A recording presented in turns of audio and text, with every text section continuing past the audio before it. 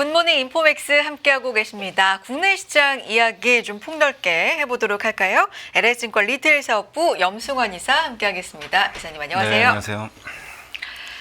이사님 강하다 이번 주 보고 어떤 느낌이 드셨는지 소회가 궁금합니다. 지금 시장 분위기 어떻게 보세요?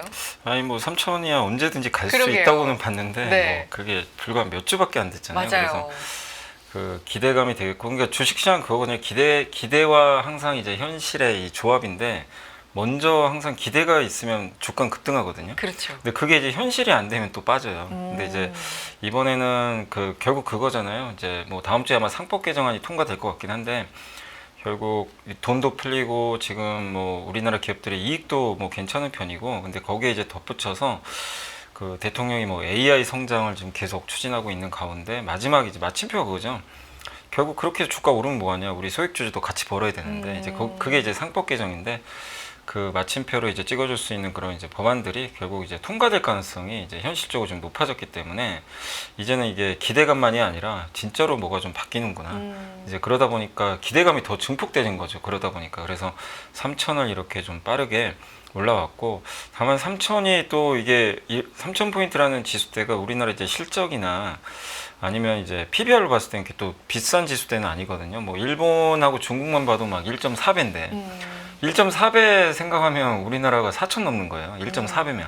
근데 이제 3천이면 정확히 한 배 정도 되거든요. 그러니까 이제 이렇게 올라왔지만 여전히 뭐 비싸지 않기 때문에 뭐 여기서 우리가 뭐 흥분할 필요는 없지만 아직도 좀 갈 길이 좀 남지 않았나 이렇게 좀 생각은 하고 있습니다. 지난 금요일에 이제 3,000을 넘었고 이틀 만에 3,100을 넘으면서 사실 뭐 아직 멀었다라는 긍정적인 뷰 당연히 이해합니다만 이 속도라는 게 있잖아요, 이사님. 네네. 속도가 이제 최근에 너무 빨랐다 보니까 언제 쉬어가도 뭐 매일 계속 오를 수는 없으니까 네. 언제 쉬어가도 이상하지 않은 자리다 했었는데 어제 쉬어갔다 해도 강보합이거든요. 네. 이 정도면은 빠질 마음이 없는 거 아니에요? 근데 이게 참 이게 계속 네. 선순환 구조인 것 같아요. 그러니까 조선방산이 이끌고, 그 다음에 지금 요즘에 이제 반도체가 이끄는데, 근데 반도체가 이렇게 강한데 증시가 쉽게 빠지기는 어렵죠. 왜냐하면 그렇죠. 하이닉스가 이제 시총이 200조짜리 회사가 네. 됐어요. 거기다 삼성전자도 한 400조 되니까 이거 합치면 정말 이제 5, 600조가 넘는 지금 수준인 거죠. 그래서 반도체가 오늘도 뭐 엔비디아가 또 사상 최고가 같고, 또 마이크론도 어쨌든 긍정적인 실적을 내놨기 때문에 반도체가 여기서 조금 더 움직여준다면 이게 과열은 맞거든요. 단기적으로는 상당한 좀 이제 과열권에 진입한 건 맞는데, 그럼에도 불구하고 이 반도체 상승 여력이 더 남았다는 측면을 본다면 뭐 이렇게 조정을 받더라도요, 그렇게 막 이렇게 무너지는 조정보다는 어제처럼 이렇게 장중에 잘 소화를 하는 그런 좀 조정이 나올 것 같고, 다만 이제 업종이나 종목은 좀 달라지겠죠. 그러니까 조선방산처럼 많이 달린 기업들은 이게 뭐 마침표라는 표현을 하긴 좀 어려워요. 아직도 업황이 너무 좋기 때문에 쉼표를 좀 찍은 것 같고, 다만 이제 이들이 좀 쉬는 가운데 어제 현대차도 좀 올랐잖아요. 네. 그러니까 못 오른 기업들 아직 좀 몇 개 남았거든요. 그들도 좀 상승 여력이 좀 남아있기 때문에 이게 조정이 나와도 가파른 조정보단 뭐 장중 조정에 그치는 흐름으로 지금 잘 좀 전개가 되고 있다. 그러다 보니까 이게 개인 투자분들 입장에선 더 조급할 수밖에 없는 게, 이번 상승장에 전혀 사질 못했거든요, 주식을. 개인분들은 대부분 팔았죠. 어제도 팔고.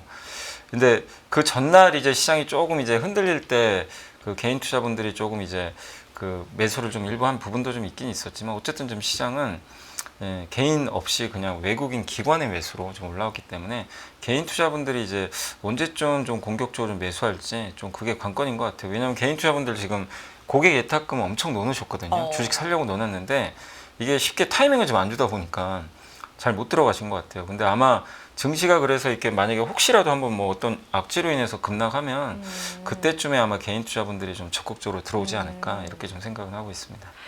어제는 이사님 그래도 개인분들 매수가 좀 양시장에서 들어왔는데 최근에 보면 조금 밀린다 싶으면 들어오시고 네. 오른다 싶으면 좀 파시고. 네, 그때는 외국인 기관이 들어오고 뭐 이런 시장이 조금 반복이 되고 있는 최근이고, 어제 업종 보면 최근 급등세 보였던 원전, 인터넷 요거는 어제는 또 차익 실현 나오고 반도체, 자동차 뭐 이런 것들로 왔다 보니까 네. 이걸 이제 순환매라고 봐야 돼요. 순환매가 계속 이어지는 순환매 거잖아요. 이어지면서 그러니까 빠지진 않고. 주도주가 그냥 이제 이 지난 상반기 장은 어떻게 보면 이제 4월까지는 그냥 주도주가 딱 정해져 있었어요. 뭐 트럼프 수혜주라는 명확한 주도주 조선, 방산 또 한 번 또 원전도 갔었고 그들이 계속 이끌고 그 외에 뭐 화장품이나 피부 미용 의료기기 이런 섹터들 실적 좋은 것들이 이제 뒤따라가는 모습이 나왔는데 지금 이제 강세장이 본격적으로 시작되면서 이게 전선이 이제 확대가 된 거죠. 그래서 그들도 강해요.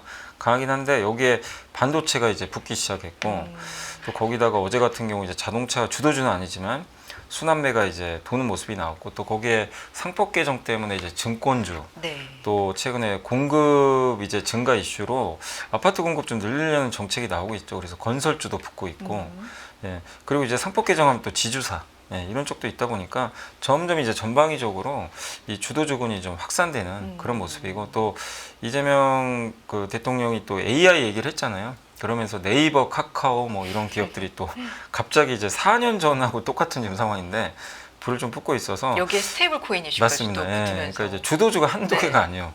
이게 사실 유동성 장세 특징이에요. 뭐 하나만 가는 게 아니라 돌아가면서 그러니까 아마 기억하시겠지만 2020년, 21년 그 코로나 때 유동성 장세에서 그때 뭐 네이버, 카카오 주도한 건 맞지만 되게 다양한 산업들이 골고루 좀 올라갔거든요. 이제 그런 장세가 지금 계속 좀 확산되면서 펼쳐지고 있다 이렇게 봐야 될 것 같습니다. 되게 오랜만에 이런 흐름을 이제 국내 시장에서 느끼다 보니까 말씀하신 그 코로나 때 유동성 장세의 분위기가 자꾸 상기되게 되는데 이사님께서는 그야말로 뭐 시장의 중심에 계속해서 계셨었으니까 그때하고 지금하고 비교한다면 어때요? 차이점은 뭐고 공통점도 있습니까? 아직 그러니까 차이점은 네. 아니 그 공통점은 그거예요. 기대감이 되게 커요. 그러니까 그때도 그거죠. 돈 푼다. 똑같죠. 지금도 이제 추경 풀잖아요. 네. 그래서 30조 넘게 또 똑같은 게 뭐냐면 돈을 그 국민들한테 다 나눠줍니다. 그때도 2번 나눠줬고 이번에도 나눠주죠. 그러다 보니까 이제 이렇게 돈이 많이 풀리면 당연히 자산 가치가 올라가니까 그 부분이 있고 또 똑같은 게 경기가 최악이에요. 그때도 최악, 지금도 내수 경기 최악이죠. 그러니까 이걸 정부 입장에서도 회복시켜야 되는 거잖아요. 그러다 보니까 긴축을 할 수가 없잖아요. 일단 풀면은 자산 시장은 좋아지는 거거든요. 그게 있고 그 다음에 그때는 이제 성장을 위해서 뭐 당시에는 이제 밖에 못 나가니까 언택트 세상이었잖아요. 근데 지금 이제 AI라는 거. 근데 우리가 좀 늦었거든요. 근데 이제 대통령이 포인트를 잘 잡은 게 어쨌든 성장은 무조건 AI다. 여기 이제 방점을 찍어버렸죠. 그래서 그 민간 기업들에서 이제 업무를 좀 쌓았던 뭐 네이버의 하정우 센터장도 네. AI 미래기술수석 이렇게 안 치고 또 LG 출신도 지금 안 치고 이렇게 하다 보니까 이번엔 진짜 공무원을 안 치는 게 아니라 진짜 현업자를 안 예. 그건 진짜 힘이 실리겠구나. 그러다 보니까 그 성장에 대한 이제 기대감 이제 이게 붙었고 그래서 여기까지 이제 공통점들은 좀 있어요. 근데 좀 다른 점은 그때 코로나 때 개인 투자분들의 열기가 너무 뜨거웠죠. 동학기 근데 지금은 그 정도는 아니에요. 지수가 올랐는데 일단 지금 외국인만 이끌고 있잖아요. 사실 현재까지 개인 투자분들이 아직 동참을 못했다는 거. 근데 언젠간 전 들어올 거라고 보는데 다만 아직까지는 그때랑은 좀 열기가 아직은 그렇게 뜨겁진 않다. 예, 그때 당시처럼 그게 한 가지 좀 차이점이고 또 한 가지는 그때는 한마디로 그런 게 없었잖아요. 그러니까 이번에 가장 큰 또 차이점은 이제 당시에 LG화학이 LG엔솔 물적 분할하면서 네네. 뭐 주주 좀 뒤통수를 친 좀 충격적인 사건이 발생했는데 이제는 그런 일은 없다는 거죠. 그러니까 당시에는요 시장이 좋으니까 21년도에 무슨 일이 있었냐면 우리나라 증시가 사실 이익이 감소해서 빠진 게 아니라 그때 온갖 기업들이 상장을 많이 했어요. 뭐 기억하시 카카오뱅크부터 네. 카카오그룹이 몇 개 했고 되게 다양한 기업들이 이제 상장을 하니까 주식 공급이 너무 많이 늘어났죠. 근데 자사주 매입 소각 이런 게 별로 없었잖아요, 당시에는. 거기다 LG엔솔이 22년에 이제 중복 상장하고 공급이 엄청 늘었어요. 그러니까 이제 증시가 부러졌는데 지금은 요즘에 이렇게 시장 뜨거운데 대형 IPO가 없어요. 오늘도 보니까 SK이노베이션의 자회사 SK엠무브가 상장을 계속 시도하려고 그랬는데 오늘 뉴스 나왔더라고요. 결국 합병적으로 방향을 네. 잡는 거죠. 이게 못하는 거죠. 그럼 주식 공급이 늘질 않아요. 근데 지금 자사주 매입 소각은 계속 증가하죠. 앞으로 더 늘겠죠. 상법 개정 이슈도 있고. 그러니까 되게 그때랑은 다르게 주식 공급은 줄어드는 상태에서 유동성은 풍부하고 그래서 2020년보다 20년, 21년보다 지금 장이 훨씬 좋을 수밖에 없어요. 왜냐하면 그 우리를 괴롭히던 이런 중복 상장, 물적 분할, 예, 뭐 소액주주 가치훼손 이게 이제 아예 없어질 가능성이 높아졌기 때문에 그러면은 되게 단단할 수밖에 없거든요. 그래서 우리나라가 이제 미국 증시처럼 바뀌는 그런 흐름이 좀 나올 수가 있기 때문에 그때와 지금의 같은 점도 있지만 다른 점을 봤을 때는 저는 그 부분이 가장 크기 때문에 이번 상승장을 가볍게 봐서는 안 된다. 저는 그렇게 생각을 하고 있습니다. 어떻게 보면 가장 핵심 증시 환경이 완전히 좀 네. 차이점이 있다라는 말씀이신데 이게 긍정적이니까 네. 더 갈 가능성으로 좀 봐도 되겠어요? 그 아니면 미국이 부러운 네. 게 그거잖아요. S&P 500이요. 물론 뭐 성장했죠, 미국 기업들이. 근데 그렇게 15년간 600% 올랐거든요. 우리나라 몇 퍼센트 올랐죠. 그냥 제자리 걸음이거든요, 사실은. 그 이유는 저는 가장 큰 원인, 뭐 여러 이유는 있어요. 근데 가장 큰 건 주식 공급. 미국은 그 애플은 아시지만 그때 뉴스에도 나왔잖아요. 빚을 내서 주식을 소각해요. 자사주 소각을 엄청 하는 회사죠. 그러니까 주식 공급이 계속 주는 국가고 우리나라는 어떻게든 이게 보면 주식 상장이 또 많고 공급이 늘다 보니까 이게 결국 그 이 환경 차이가 주식 수익률을 저는 바꿨다고 좀 보고 있는데 이제는 이제 우리나라가 미국 따라가는 그런 흐름이 나오는 원년이잖아요. 어떻게 보면. 그래서 상당히 좀 달라지지 않을까 이렇게 보고 있습니다. 그렇다면 오늘 시장에서는 어떤 포인트를 좀 잡고 가야 될까? 마이크론이 굉장히 좋은 실적을 발표했고 여기에는 뭐 하이닉스도 마찬가지지만 AI 네. 그리고 HBM 이게 지금 가운데 굉장히 큰 역할을 했다는 거고 엔비디아 다시 사상 최고치 지금 달려가고 있고요. 우리도 그러면 조금 반도체 분위기 좋으니까 조금 더 갈까? 기대해 볼 수 있을까요? 근데 이제 반도체인데 네. 제일 걱정은 그게 왜 이렇게 삼성전자 안 가냐. 근데 결국 그게- 그거잖아요.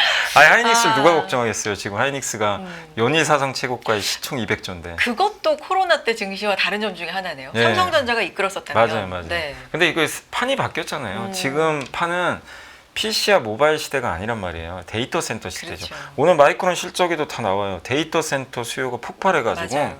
역대 최대 매출 냈다. 근데 여기 마이크론도 여기 수혜를 고스란히 받아요. 근데 삼성은 수혜를 못 받고 있어요. 왜냐하면 그쪽 PC와 모바일 비중이 이 전통 반도체 비중이 높다 보니까 HBM 공급을 제대로 못했잖아요. 그래서 그게 마이크론 주가나 하이닉스 주가는 올렸지만 삼성은 그걸 이제 못 봤던 거죠.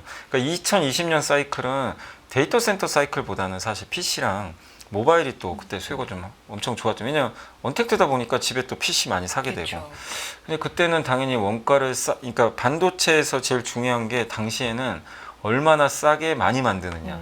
이거의 최강자는 진짜 삼성인데 데이터 센터에 들어가는 칩은 그게 아니에요. 싸게 만들면 안 돼요. 비싸도 상관이 없어요. 엔비디아 젠슨하게 싸다고 사겠습니까? 그러니까요. 최고 성능을 원하는 거예요. 데이터 센터이기 때문에. 근데 이게 이제 앞으로 국가 단위 오늘 뱅크 오브 아메리카가 앞으로 AI 데이터 센터 시장 규모를 이게 2,500억 달러 정도 되는 것 같더라고요. 지금 현재 그 전 세계적으로 이 정도 되는데 앞으로 한 뭐 8천억 달러까지 늘어날 것 같다. 배? 네. 이게 늘어나는데 거기서 6천억 달러 정도가 이제 정확한 수치는 6,530억 달러 걸로 제가 아침에 잠깐 기사를 봐서 네네. 기억이 나는데 그 정도 수치가 AI 칩 시장이래요. 근데 거기에 대부분은 어디죠? 엔비디아. 그렇죠. 네, 그러니까 어마어마한 시장인데 여기에 삼성이 HB 공급을 못하니까 그 막대한 시장을 지금 놓쳐버리고 있는 거예요. 네, 그렇게 되는 거죠. 그러니까 여기서 가격이 뭐가 중요하겠어요? 원가 절감이. 그래서 결국 시장은 HBM 데이터 센터 비중이 높아지고 여기서 선점한 기업들한테 반도체도 높은 점수를 주고 있고 그래서 우리나라 지금 반도체 소부장 기업들도 한번 보시면 HBM이나 이런 데서 성과 내는 기업들은 주가 좋은데 네. 이 삼성 비중이 높거나 이렇게 레거시라 그러죠. 전통 비중이 높은 기업들은 주가가 아예 가지도 못하고 있어요.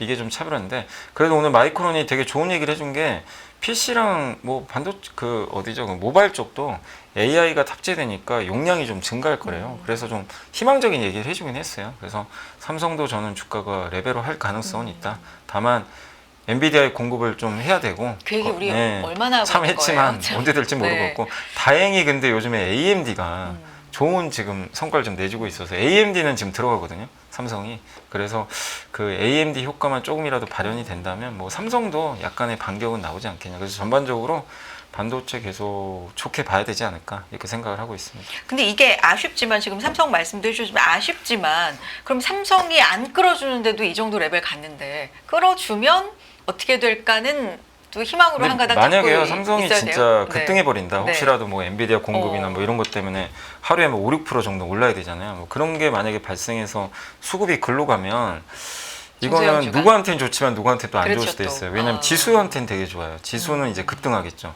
대신에 조선, 방산, 뭐 최근에 뭐 변압기라든가 이렇게 원전 시장을 이끌었던 이쪽 섹터에서 돈이 빠져나갈 수밖에 없거든요. 이제 그들은 이제 한번 급락할 가능성도 있어요. 삼성이 움직이면. 그러니까 삼전 현차가 움직이기 시작하면 그렇게 되는 거죠. 그러니까 이들이 나빠서가 아니라 수급의 주도권을 뺏기는 거죠. 근데 아직은 그게 안 나왔잖아요. 그렇죠. 그래서 삼성전자가 움직이는 날은 불편해도 그건 어쩔 수 없다. 시장이 그렇게 또 방향을 잡은 거기 때문에. 그렇지만 말씀하신 대로 지수는 한 단계 더 레벨업해서 삼성전자가 움직이면 뭐 사상 최고가에 한번 근접할 수 있는 수치까지는 좀 갈 것 같습니다. 수급적으로는 좀 뭐 아쉬운 점이 중소형주의 수급이 몰린다는 아쉬움이 있을 수 있지만 또 지수는 레벨업되는 효과를 삼성전자가 만약에 간다면 네. 얻을 수 있다. 5만 원에서 6만 원대 가긴 했는데 삼성전자 갖고 계신 국민들이 워낙 많다 보니까 네. 지금 지수 잘 간다, 뭐 증시 잘 간다는 약간의 체감을 덜 하시는 것도 있을 수 있을 것 같아요. 뭘 사냐에 좀 다른 것 그러니까요. 같고. 근데 이번에 네. 근데 개인 투자분들이 제일 좀 잘하셨던 것 중에 네. 하나는 원전주 많이 사신 거. 그러니까요. 원전 두산에너빌리티를 그렇게 되게 또 선호하시더라고요. 근데 물론 좀 최근에 빠지고 있지만 사실 이 회사가 시총 40조까지 갔어요. 네. 그러니까 굉장히 좋은 성과를 냈는데 다만 이제 아직도 그 많은 분들이 좀 들고 계신 기업 중에 하나가 이제 삼성전자라든가 현대차 또 최근에 셀트리온, LG전자 이런 거 많이 들고 계시더라고요. 그러니까 이쪽은 좀 부진한데 이들도 좀 움직인다면 뭐 개인 투자분들의 좀 시름은 조금 덜 수 있지 않을까 이렇게 생각은 하고 있습니다.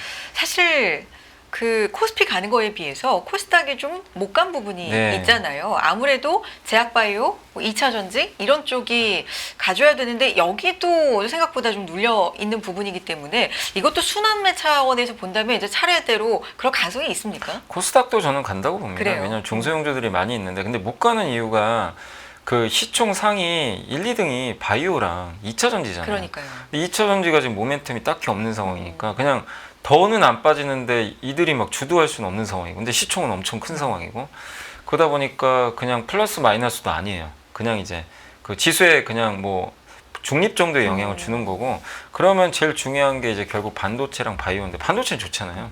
근데 반도체 좋은데 하이닉스만큼의 또 성과가 지금 안 나요. HBM 쪽에서 물론 좋은 성과 나는 기업이 일부 있는데 다만 그 반도체 이 소부장 보면 대부분 좀 이 레거시라 그러죠. 이 전통 반도체 비중이 좀 높다 보니까 이번 상승장에서 약간 또 그 부분도 소외됐고 그 바이오가 힘이 없어요 전혀. 요즘에 뭐 바이오가 뭐 미국도 마찬가지잖아요. 이렇게 강세장에서는 보통 이제 바이오는 좀 약간 방어적인 또 성격이 좀 있다 보니까 최근에 그리고 바이오가 딱히 뭔가 이슈가 좀 없잖아요. 그리고 알테오젠이나 뭐 펩트론이나 이렇게 리가켄 바이오나 뭐 올릭스라든가 이런 기업들이 성과가 그동안 증시랑 상관없이 되게 좋았잖아요. 지난 한 1년 정도를 네. 보시면 이들 코스닥 뭐 시장 안 좋은데도 막 몇 배씩 올랐거든요. 근데 이들이 장 좋다고 더 올라가려면 뭔가 모멘텀이 있어야 되는데 요즘엔 또 약간 모멘텀도 소강 상태. 그러니까 바이오가 치고 가질 못하다 보니까 코스닥은 상대적. 네. 근데 그거 말고 바이오 내에서도 아니 그러니까 그 코스닥 내에서도 찾아보시면 코스피 못지않게 뜨거운 업종이 많이 있어요. 보시면 AI, 소프트웨어, 뭐 스테이블 코인 이런 업종들 되게 좀 뜨겁잖아요. 그러니까 코스닥도 지수만 바라보실 필요는 없고 그 안에서 기업들을 잘 선정하신다면 뭐 저는 좀 괜찮은 결과 나올 수 있다 이렇게 보고 있습니다. 스테이블 코인 말씀해 주셨으니까 뭐 여러 가지 지금 관련된 종목들이 최근에 굉장히 뜨거웠는데 대표적으로 카카오페이 보면은 거래 정지가 잠깐 됐다가 네. 거래 재개일에 신고가를 찍고 오름폭 상당폭 줄여서 한 2% 어제 상승하면서 마무리가 됐는데 이달만 한 150% 급등했잖아요. 네. 이쪽은 이제 과열돼서 조금 한풀 꺾였다. 왜냐하면 한은 같은 경우도 어제죠 코인런 위험성 이런 거 지적을 했고 이쪽은 좀 어떻게 봐야 될까요, 회사님? 사실 이게 카카오페이가 옛날에 상장했을 때가 25만 원 정도 했거든요. 이게 2만 천 원 갔으니까 10분의 1 턴이 났다가 지금 93,000원. 지금 5배 올랐어요. 네. 저점에서. 그래서 저도 개인적으로는 좀 조심은 해야 된다. 지금은 좀 과열 같다. 그리고 뭐 기술적 분석 잘하신 분들 아시겠지만 어제 차트 모양도 올라가다가 이제 윗꼬리를 길게 달고 좀 무너져 버렸거든요. 거래량도 엄청 터졌기 때문에. 근데 저는 이게 이번 사이클의 주인공 중에 하나가 카카오그룹은 맞아요. 맞기 때문에 여기서 끝났다고 보진 않아요. 근데 다만 단기적으로는 좀 과열권에 진입한 건 사실이기 때문에 좀 쉬어갈 수는 있다. 이렇게 보고 있고, 그리고 이걸 좀 생각하시면 좋을 것 같아요. 스테이블 코인 이제 미국에서 이제 계속해서 이슈가 나오고 우리나라도 원화 스테이블 코인 도입 얘기가 지금 나오잖아요. 맞아요. 아마 법안이 통과될 가능성도 좀 있는데, 다만 이런 거죠. 이 카카오페이가 발행사가 돼서 스테이블 코인을 발행을 했을 때 어쨌든 이제 워낙 가입자가 많기 때문에 가장 앞선 이제 회사가 좀 될 수는 있지만, 다만 이 기대감이 일단 선반영된 데다가 이거죠. 스테이블 코인은 이제 결제 기능이 도입됐거든요. 그래서 많은 사람들이 스테이블 이렇게 되면 좀 쓰지 않을까라는 기대감이 있는데, 근데 여러분들도 한번 좀 고민을 해보세요. 과연 스테이블 코인이 도입됐을 때 내가 그럼 신용카드 안 쓰고 일단 스테이블 코인부터 쓰게 될까? 저는 그렇게 생각은 안 해요.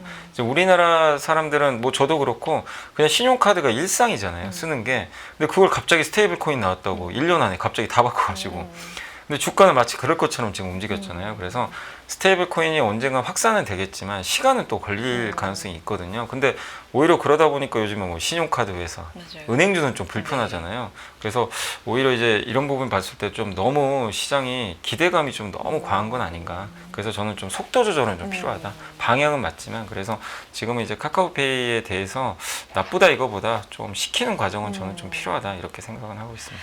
알겠습니다. 자동차주도 이사님 좀 생각 듣고 싶은데 6월 들어서 대표적으로 좀 잘 갔던 눌렸었는데 잘 갔던 종목 한 달 사이 대표적으로 이제 자동차인데 이 부분 어떻게 보세요? 자동차는 모멘텀은 사실 딱히 없죠. 지금 뭐 그쵸. 그렇게 모멘텀이 뭐 자동차가 잘 팔리는 것도 아니고 맞아요. 전기차 모멘텀도 없고, 다만 이제 모멘텀이라고 할 수 있는 건 두 가지죠. 일단 너무 저평가돼 있다는 거. 그죠? 정말 저평가돼 있죠. 그 요새 뭐 테슬라가 주가 좀 왔다 갔다 하지만 현대차 그룹도 지금 이제 웨이모랑 테슬라가 경쟁하는데, 어쨌든 웨이모의 그 자율주행차 로보택시를 현대차도 공급을 하거든요. 아이오닉 5로. 그래서 그 모멘텀을 저는 일부 받을 수 있고, 또 보스턴 다이내믹스라는 로봇 회사도 가지고 있고, 무엇보다 지금 주가도 좀 상당히 저평가돼 있기 때문에 배당 매력도 좀 높은 편이고요. 그래서 그런 부분 봤을 때 지금 시총은 저는 좀 이해할 수가 없어요. 이 현대차 시총이 40조라는 건 너무 심한 거 아닌가. 예. 그래서 여기서 뭐 좀 극단적인 얘기로 2배 가면 80조인데 80조여도 PER이 한 7, 8배밖에 안 되거든요. 그러니까 비싼 건 아니다. 이렇게 좀 말씀드리고 싶고, 두 번째가 이제 상법 개정도 있고, 근데 현대차 그룹은 우리나라 대형사 중에 누구보다 주주 환원에 되게 진심인 기업이거든요. 그래서 주주 환원율이 35%를 이제 넘게 계속해서 기업가치 제고 계획도 좀 발표를 했고, 현대차 우선주가 배당 수익률이 한 7% 나오고요. 기아가 6% 나오거든요. 꽤 높아요. 네. 그래서 그 정도로 주주 환원 잘하면서 소각까지 배당 많이 주죠. 자사주 소각하죠. 그리고 꾸준히 1년에 한 번씩 인베스터 데이 열어가지고 주주들하고 소통도 잘하죠. 그리고 계속해서 어떤 계획들을 잘 발표하잖아요. 그러니까 이렇게 대형사 중에 소통 잘하면서 주주 뒤통수도 잘 안 치잖아요. 그게 저는 결정적이라고 보거든요. 국내 시장에서. 그러니까 네. 상법 개정 그렇죠. 전부터 그걸 되게 정의성 회장이 잘해왔는데 왜 시장이 인정을 안 해줘요. 그러니까 이제 결국 관세 위협, 뭐 이런 성장을 못하는 거 아닐까?